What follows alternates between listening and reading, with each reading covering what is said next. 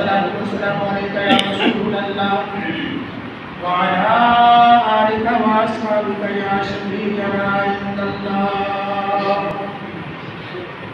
سامعین محترم، وقت کی اہم ضرورت ہے کہ رب کے محبوب صلی اللہ علیہ وسلم کی عشق اور محبت کا تذکرہ کیا جائے.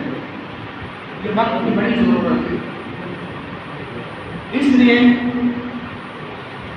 کہ دلوں کو طاقت ملتی ہے عشق رسول کی وجہ سے.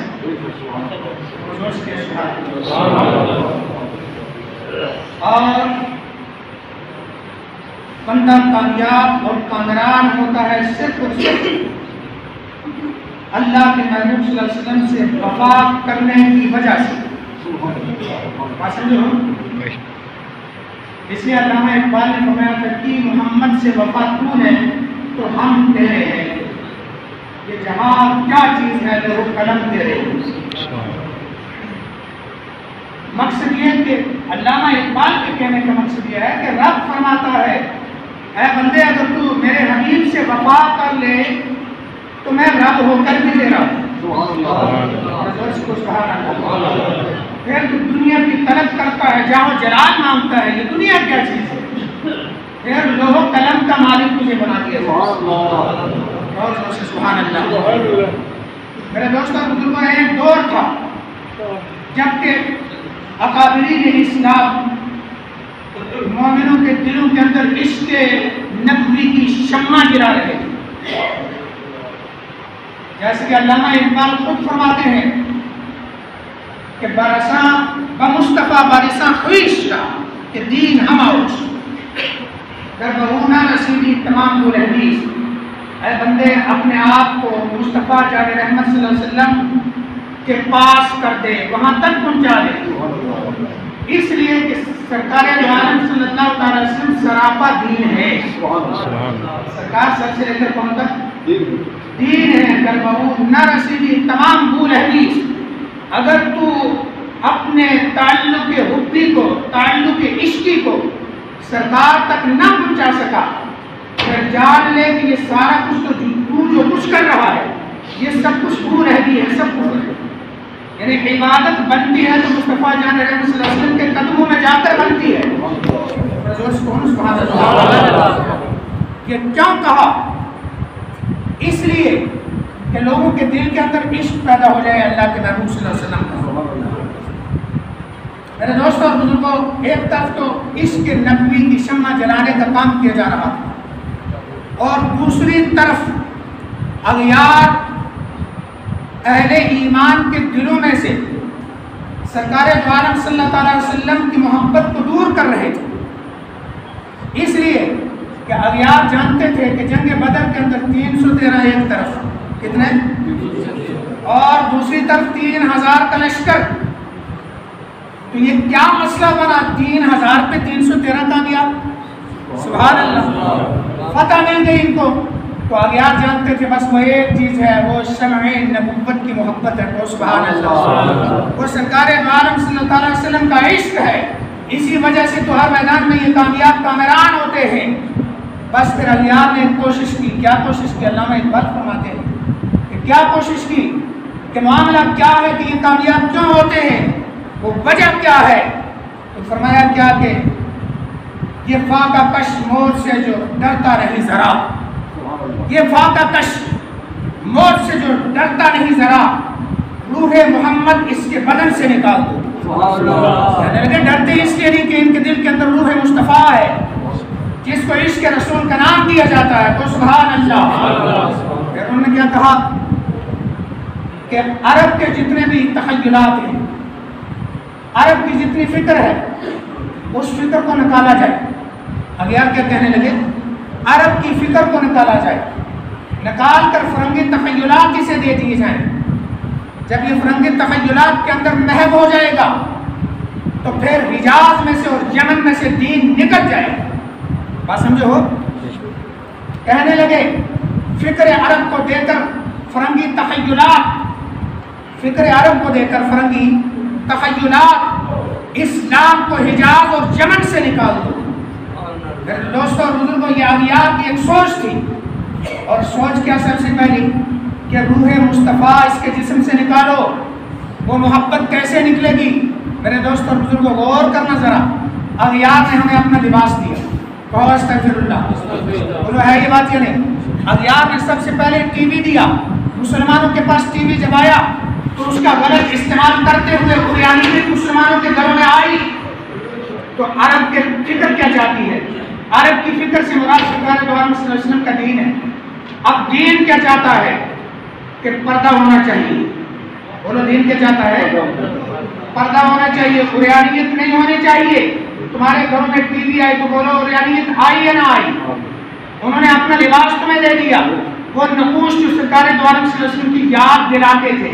ایک بات عرض کر دوں، محبت تب قائم ہوتی ہے جبکہ محبوب کی یاد تازہ ہوتی ہے، سبحان اللہ، اور محبوب کی یاد جب تازہ نہ ہو تو محبت آہستہ آہستہ مٹ جایا کرتی ہے۔ میرے دوستوں اور بزرگوں، اغیار نے ہمیں پہلے لباس دیا، جب ہم اسلامی لباس پہنتے ہیں تو آقا انعامدار صلی اللہ علیہ وسلم کی یاد تازہ ہو جاتی ہے، پہنتے ہوئے خیال آتا ہے یہ رب کے محبوب کی سنت ہے، سبحان اللہ۔ اسلامی لباس پہنو گے خیال آئے گا یہ رب کے محبوب کی سنت ہے، جب غیروں کا لباس پہنو گے تو یہ خیال محو ہو جائے گا، یہ خیال مٹ جائے گا۔ پھر جناب انہوں نے قرآنیت کو لیا، فکر عرب کو ختم کر دیا، اسلامی تہذیب و تمدن کو ختم کر دیا۔ اب آگے دیکھیں ذرا، یہ داڑیاں منڈانا مسلمانوں کا کام ہے یا غیروں کا کام ہے؟ بولیے ذرا۔ جب بندہ داڑھی رکھنے والا ہے اس کو پتہ ہے یہ سنت رسول ہے، جب چہرہ دیکھا گا رب کے محبوب یاد آ جائیں، اور تھوڑے زور سے سبحان اللہ۔ اب دیکھو ذرا، نقوش مصطفیٰ مٹائے جا رہے ہیں، اس لیے مٹائے نقوش مصطفیٰ کہ ان کے دلوں میں خیال مصطفیٰ نہ رہے۔ جب خیال مصطفیٰ نہیں رہے گا تو یہ قوم عشق مصطفیٰ سے بیگانہ ہو جائے گی۔ بولو آج ہے یہ نہیں ہے، بولو ہے نا ایسا؟ جب یاد مصطفیٰ مٹی، عشق مصطفیٰ مٹا، جب عشق مصطفیٰ مٹا تو مسلمان کمزور ہو کر رہ گیا۔ آج کا کافر جانتا ہے، آج مسلمانوں کے پاس ایک کلمہ رہ گیا، بولو کیا رہ گیا؟ زور سے بولو نا، ایک کلمہ رہ چکا ہے، صرف کلمے کے مسلمان ہیں۔ اغیار جانتے ہیں لباس ہمارا پہن لیا، ان کے چہرے ہمارے جیسے چہرے ہیں، ان کے گھروں کے اندر تہذیب و تمدن ہمارے جیسا ہے، آج ان کے دلوں کے اندر عشق رسول نہیں رہا ہے، لہٰذا آپ جو بکنا ہے بکتے رہو، سرکار کی توہین کرنا ہے کرتے رہو، اس لیے کہ مسلمانوں کے اندر جرت تو ہے نہیں ہے، ان کے اندر طاقت تو ہے نہیں ہے، ان کے اندر ہمت تو ہے نہیں ہے، اس لیے کہ طاقت اور ہمت ہوتی ہے تو عشق رسول کی وجہ سے ہوا کرتی ہے۔ آج وہ طاقت و ہمت ختم ہے تو اغیار نے بکواس کرنا شروع کر دیا۔ میرے دوستوں اور بزرگوں، وقت کی اہم ضرورت ہے، عشق نبی کے ڈنکے بجا دو، اور یہ بات حق ہے یا نہیں ہے؟ عشق رسول کے ڈنکے بجاؤ تاکہ آنے والی قوم کو، ہمارے نوجوانوں کو پتہ چلے رب نے ہمیں اپنا محبوب کیسا عطا فرمایا اور ہمیں محبوب کے ساتھ کیا سلوک کرنا ہے۔ زور سے کو سبحان اللہ۔ اگر یہی حالت رہی تو یقیناً اسلام کے نقوش مٹ جائیں گے۔ میں ایک بات عرض کرنا چاہتا ہوں، الحمدللہ یہاں پڑھے لکھے لوگ موجود ہوتے ہیں، بات کرنے کا جی بھی چاہتا ہے۔ آج توہین رسول کی گئی اور ان پہ ایکشن جو کرنا تھا وہ نہ ہوا، اور کریں گے بھی کیا ایکشن؟ جبکہ اسلام کہتا ہے جو کسی بھی نبی کی توہین کرے اس کا سر قلم کر دیا جائے، اس سے کم سزا بولو سارے، اس سے کم سزا نہیں ہے۔ کوئی اگر اس سے کم ڈیمانڈ کرتا ہے سزا کی تو وہ جاہل ہے، وہ عشق نبی سے بیگانہ ہے۔ میں ایک بات عرض کرنا چاہتا ہوں کہ آج ہی توہین رسول ہوئی ہے؟ نہیں، اس وقت بھی ہوتی تھی جب صحابہ کا دور تھا، بولو ہوتی تھی یا نہیں ہے؟ لیکن میں ایک بات عرض کر دوں، حدیث نبوی سارے محفوظ کر لیے گئے، لکھے گئے، صحابہ کے سارے اقوال جمع کر کے محفوظ کر لیے گئے، تابعین و تبع تابعین کے تمام اقوال جمع کر لیے گئے، محفوظ رکھے ہوئے ہیں، جو بندہ پڑھنا چاہے پڑھ سکتا ہے۔ میں آپ سے سوال کرتا ہوں، بولو کیا گستاخ کی گستاخی کبھی محفوظ ہوئی ہے؟ ہرگز نہیں۔ وجہ کیا ہے اس کی؟ وجہ یہ ہے کہ صحابہ کرام نے جہاں بھی دیکھا گستاخ ملا، نہ گستاخ کو رہنے دیا نہ گستاخیوں کو رہنے دیا۔ بات سمجھو نا؟ تو اسلام اس بات پہ زور دیتا ہے کہ رب کے محبوب سے وفا کی جائے۔ بولو کیا کیا جائے؟ آپ سارے بولو نا، کیا کیا جائے؟ رب کے محبوب سے وفا کی جائے۔ بس جب رب کے محبوب سے وفا کی جائے گی تو اللہ کی قسم آج بھی مسلمانوں کے اندر وہی جذبہ، وہی طاقت، وہی قوت بیدار ہو جائے گی جو رب ذوالجلال نے صحابہ کرام کو عطا فرمائی تھی۔ اور جو کہ کہوں سبحان اللہ۔ آپ کو معلوم ہونا چاہیے باپ بڑی پیاری چیز ہے، بول رہا ہے یا نہیں ہے؟ سارے باپ سے محبت کرتے ہو نا، اولاد بھی بڑی پیاری چیز ہے، اولاد سے بھی محبت کرتے ہو نا۔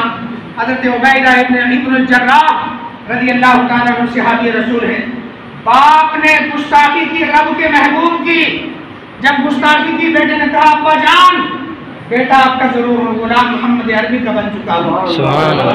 اور جو سے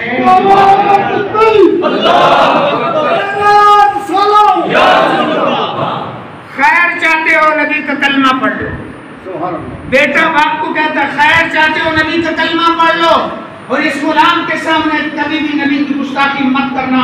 جب دوبارہ گستاخی کی میرے دوستوں بزرگوں تاریخ گواہ ہے، عبیدہ ابن الجراح نے اٹھائی تلوار، باپ کا سر قلم کیا، بالوں سے پکڑا، پکڑ کے رب کے محبوب کی بارگاہ میں لے آئے۔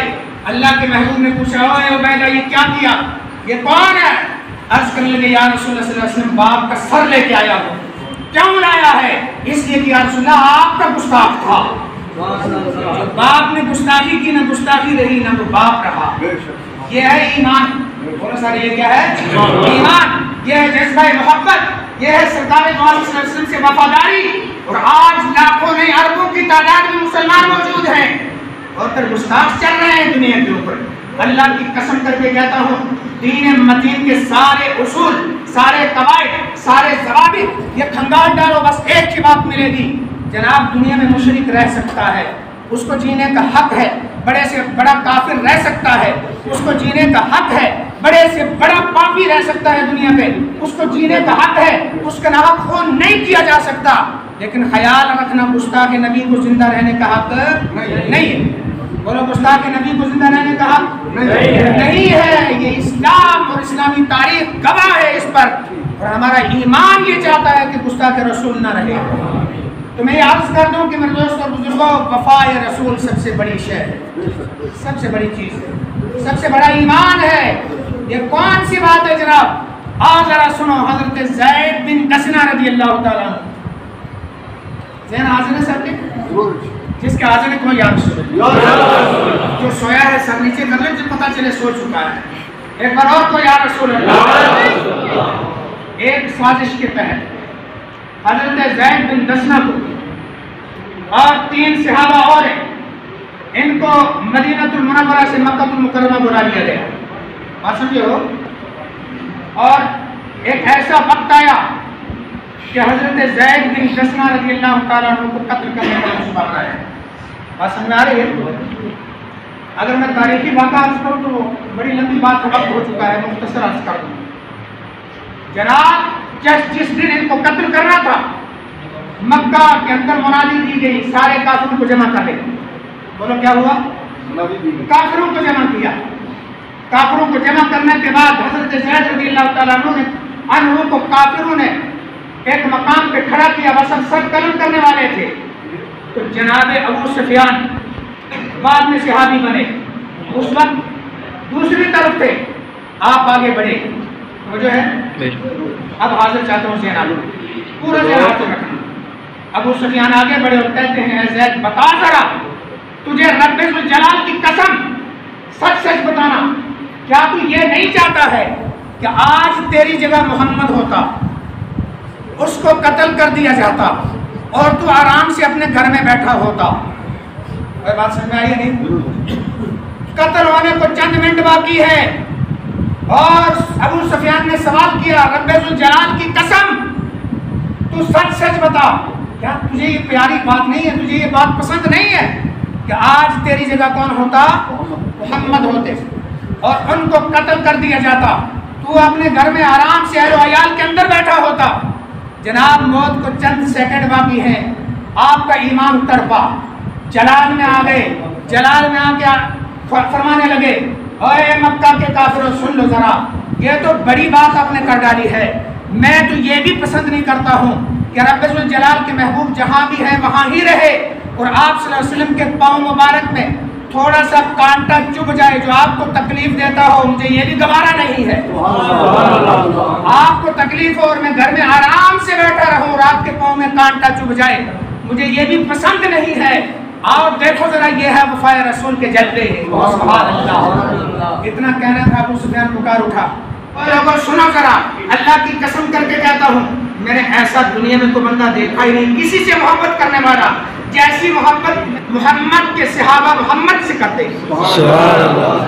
سبحان اللہ۔ یہ ہے وفا، یہ ہے عشق رسول۔ اور دوسرے صحابی عبداللہ رضی اللہ تعالیٰ عنہ زید کے بیٹے، آپ کھیت میں کام کر رہے ہیں، بولو کیا کر رہے ہیں؟ کھیت میں کام کر رہے ہیں۔ ادھر سے بیٹا دوڑتا ہوا آیا، آ کے کہتا ہے، او ابا جان آج تو غضب ہو گیا۔ پوچھا کیا ہوا؟ ابا جان آپ کو پتہ نہیں ہے، آپ کام کر رہے ہو اور ادھر رب کے محبوب کا وصال ہو چکا ہے۔ بولو کیا ہوا؟ رب کے محبوب کا وصال ہو چکا ہے۔ میرے دوستوں اور بزرگوں، اتنا سننا تھا۔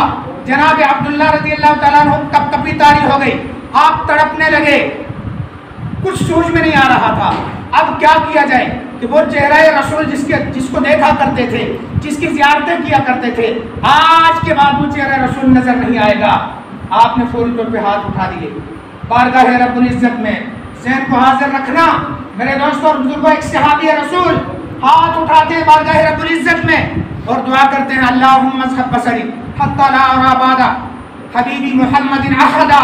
او اللہ، تیرا محبوب اس دنیا میں نہ رہے، اب میں دعا کرتا ہوں مولا میری آنکھوں کو لے جا، میری آنکھوں کو لے جا، مجھے اندھا کر ڈال تاکہ تیرے حبیب محمد مصطفیٰ صلی اللہ علیہ وسلم کے بعد میں کسی دوسرے کو دیکھ ہی نہ سکوں۔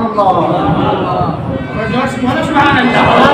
اے اللہ میری آنکھوں کو لے جا تاکہ اپنے محبوب محمد مصطفیٰ صلی اللہ علیہ وسلم کے بعد میں کسی دوسرے کا چہرہ نہ دیکھ سکوں۔ سبحان اللہ۔ اتنا کہنا تھا، رب الجلال نے دعا کو قبول فرما لیا۔ حضرت عبداللہ بن زید رضی اللہ تعالیٰ عنہ کی آنکھیں ختم ہو گئی، دکھنا ختم ہو گیا۔ میرے دوستوں اور بزرگوں، صحابہ کرام آئے، آ کے تیمارداری کرنے لگے، افسوس کرنے لگے۔ انہوں نے جواب دیا، تمہیں معلوم نہیں ہے، آنکھیں مجھے اس لیے پسند تھیں کہ ان آنکھوں سے رب کے محبوب کا چہرہ دیکھا کرتا تھا۔ سبحان اللہ۔ اب جب کہ چہرے رسول نے پردہ کر لیا، اب چہرے رسول دکھنے والا نہیں ہے، تو بتاؤ میرے آنکھوں کو کرنا کیا ہے؟ میرے آنکھوں کو کیا کرنا ہے؟ سبحان اللہ۔ میرے دوست اور بزرگوں، یہ ہے وفا، اور اسی وفا کا صدقہ تھا کہ صحابہ کرام ہر میدان کے اندر کامیاب کامران ہوتے تھے۔ وقت کی اہم ضرورت ہے۔ میرے دوستوں اور بزرگوں، ایک بات عرض کر دی، مثالیت جشتی نہیں ہے لیکن عرض کرنا میں ضروری سمجھتا ہوں۔ وہ کون سا بندہ ہے جس کے باپ کو کوئی گالی دے، اور باپ کو گالی دے، مرتے دم تک وہ گالی دینے والے کے ساتھ باپ کا بیٹا بات نہیں کرتا؟ بولو ہے یہ بات کہ نہیں؟ زور سے غیرت کا تقاضا ہے نا کہ بلا وجہ میرے باپ کو گالی دی، اب میں زندگی بھر اس سے بات نہیں کروں گا۔ وہ بولا یہ بات حق ہے یا نہیں ہے؟ اگر باپ کو گالی دے کوئی بندہ، غیرت مند بیٹا اس سے بات کرنا گوارا نہیں کرتا ہے، تو رب کے محبوب کی تو وہ ذات ہے کہ آپ پر ماں بھی قربان، آپ پر باپ بھی قربان، آپ پر ساری اولادیں بھی قربان، آپ پر جائیدادیں بھی قربان، اور آپ صلی اللہ علیہ وسلم پر جانیں بھی قربان ہے۔ جو رب کے محبوب کی توہین کرے، بولو حق بنتا ہے کہ اس سے بائیکاٹ کیا جائے؟ بولو حق بنتا ہے یا نہیں ہے؟ اس سے بائیکاٹ کرنا چاہیے، اس کے ہر اعتبار سے، اس کے ہر کریکٹر سے، اس کے ہر بات سے بولو نفرت کرنی چاہیے یا نہیں کرنی چاہیے؟ او میرے آقا صلی اللہ علیہ وسلم کے غلاموں، اغیار کے غیروں کے لباس سے نفرت کرو۔ اور یہ بات حق ہے بولی حق ہے نا؟ اغیار کی شکلوں سے نفرت کرو، اغیار کی پروڈکٹس جتنی ہیں ان سے نفرت کرو، اور بتا دو کہ ہم اللہ کے محبوب کے غلام ہیں، اور دشمن رسول کی ہر شے سے ہمیں نفرت ہے۔ یہ اعلانیہ بتا دو لوگوں کو کہ دشمن رسول کی ہر شے سے ہمیں نفرت ہے اور نفرت رہے گی۔ آپ ٹائپ کرتے ہیں اس کی جناب، اس لیے کہ غیرت ہے، یہ تقاضا ایمانی ہے۔ اچھا ایک اور بات، باپ کو گالی دی بیٹے نے، بیٹا اس سے نفرت نہ کرے، گالی دینے والوں کو، گالیاں دینے والوں سے نفرت نہ کرے، تو آپ کیا کہو گے؟ بیٹا حلالی ہے یا حرامی؟ بولیے۔ تو آپ اگر زور سے بولیں تسکین ہو جائے۔ باپ کو گالی دینے والا بندہ، اس سے بیٹا نفرت نہ نفرت کرے بولو حلالی ہے یا حرامی؟ حرامی ہے نا. تو جو نبی پاک علیہ السلام کی گستاخی کر ڈالے اور تم قتل کرنے کی جو ہمت نہیں رکھتے ہو, تم اس کو پتھر مارنے کی ہمت نہیں رکھتے ہو, اور تم اس کو جواب دینے کی ہمت نہیں رکھتے ہو, تو کم از کم اس کے طور طریقے سے نفرت بھی نہیں کر سکتے ہو. یہی غیرت کا تقاضا ہے یا نہیں ہے؟ ہر بندہ اپنی داڑھی کو سجائے, سنت رسول بنائے.